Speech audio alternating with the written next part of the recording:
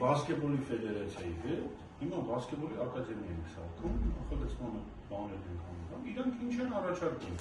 Աշխանդամություն ունեցող երեխեք, սոցիալական անապահով։ Անջած այդ հարցը մեծ բանը հարցը։ Խոսում ես,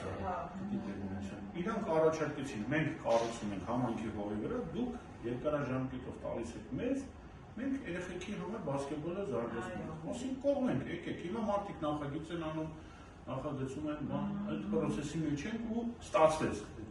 Ու լավ կլինի, որ մնացած մարզաձևերն էլ վերեմ ներկայացնեն։ Մարզադպրոցների առումով կա չափանիշ, ինչքան կա հանրակրթական դպրոց, դրա կեսով պետք է լինի մարզադպրոց։ Այսինքն ունենք 171 միջազգային չափանիշ է։